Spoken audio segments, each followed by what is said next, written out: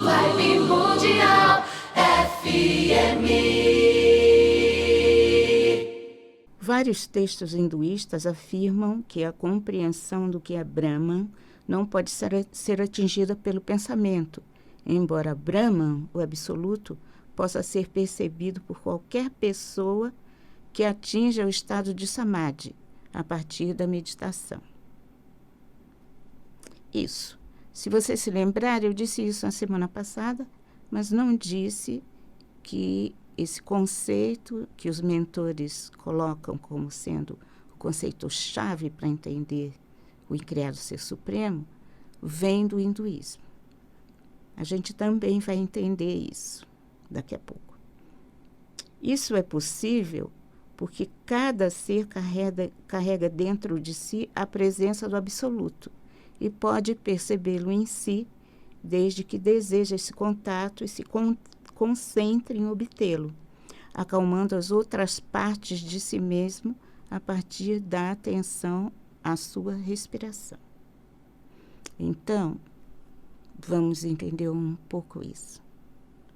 Nós, seres humanos, somos um complexo bioenergético com várias partes diferentes que deveriam funcionar todas orquestradas pela consciência. A consciência é esse saber, esse conhecer que Deus está em você. A partir desse momento em que você percebe a presença do Incriado Ser Supremo em você, você pode harmonizar todas as partes de você. E um dia a gente vai falar sobre isso, sobre essas partezinhas. Por enquanto, é bom que você saiba que você é um complexo bioenergético composto por 9 partes diferentes, 4 na matéria e as outras por aí, né? Um pouco para além da matéria, e que só é possível conseguir harmonizar isso e unificar isso num complexo bioenergético consciente e poderoso quando a gente medita. Então, a meditação é uma coisa importante. A gente deveria pensar um pouco sobre isso. Se você não medita, então você pode fazer uma coisa bem simples, que eu já falei aqui, que é, quando você acorda de manhã, você fica 5 minutinhos prestando atenção na sua respiração e percebendo-se e percebendo como você está nesse dia. E fazer mais 5 minutinhos à noite. Pode ser até deitado mesmo, mas percebendo como é que você está, o que está acontecendo com você, a partir de uma observação do corpo físico, que é a coisa mais fácil de observar, não é? E depois ir observando as outras partes de você, que são 9. Brahman é também a essência de cada indivíduo. Como eu disse, cada um de nós tem essa parte divina em si, e Brahman é isso em você. É o eu mais interno de cada ser. O hinduísmo chama isso de Atman. Então, Atman é a parte de Brahman que está presente em cada ser humano. Quando os mentores dizem que somos uma manifestação divina perfeita, vivendo uma experiência limitada na matéria, é disso que eles estão falando. Os seres humanos se consideram diferentes e separados de Brahman porque desconhecem que Brahman está em seu interior. O hinduísmo chama isso de ignorância. Ignorância é só ignorar. Eu ignoro, eu desconheço. Brahman, o Incriado Ser Supremo, Deus, é a única coisa que existe. Então, nós somos Ele do jeito que Ele quer ser em nós. Eu também já disse isso para vocês. Os mentores costumam chamar essa ilusão que temos de que Deus é uma coisa e nós somos outra. Eles chamam isso de separatividade. E eles dizem que essa ilusão de separatividade é o início de todo o desequilíbrio. Entendendo? Todo desequilíbrio começa com você achando que você é uma coisa e Deus é outra.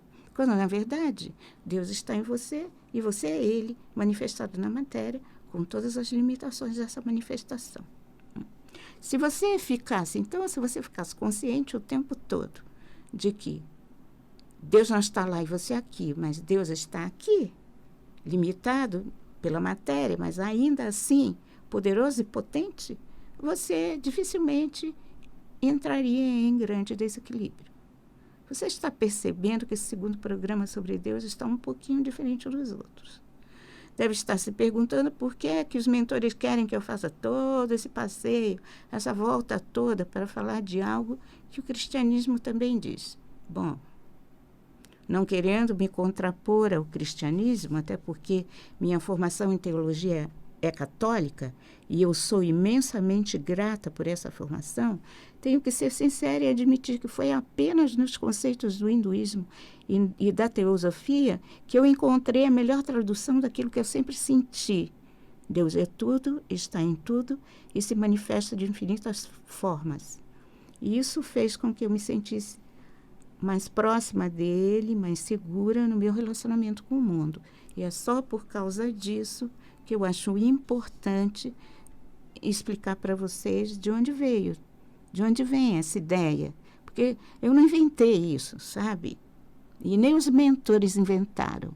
Isso é uma coisa que os mentores revelaram ao mundo, pelo menos nessa civilização, há 3.500 anos, quando os Vedas começaram a ser percebidos pelos sensitivos da época.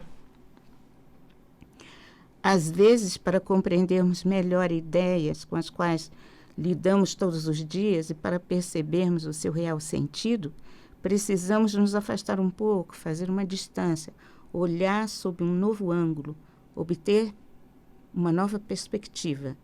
Esse passeio pela visão hinduísta de Deus pode nos ajudar a vê-lo por um ângulo diferente e, quem sabe, fazer com que o compreendamos um pouco melhor. Não se assuste, continua sendo ele, o absoluto, a energia que se manifesta em todas as coisas, apenas olhado por uma outra fresta, ou seja, visualizado e buscando contato com uma visão de uma outra civilização, que está aqui conosco, não é? Também.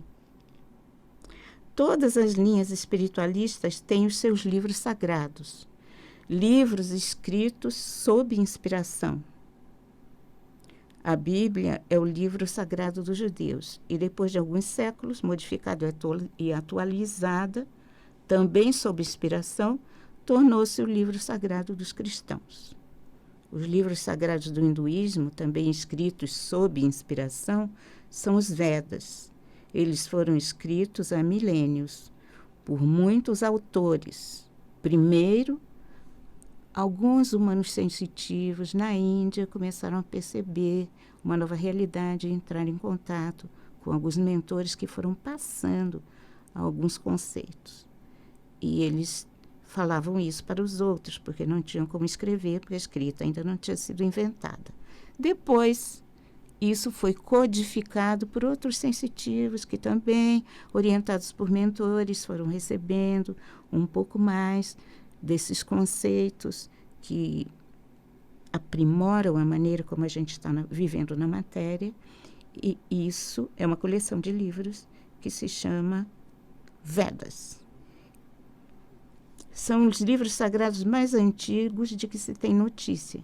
E a ideia que permeia todos esses livros é que somos todos partes de uma coisa só, uma inteligência, uma consciência que integra e harmoniza tudo.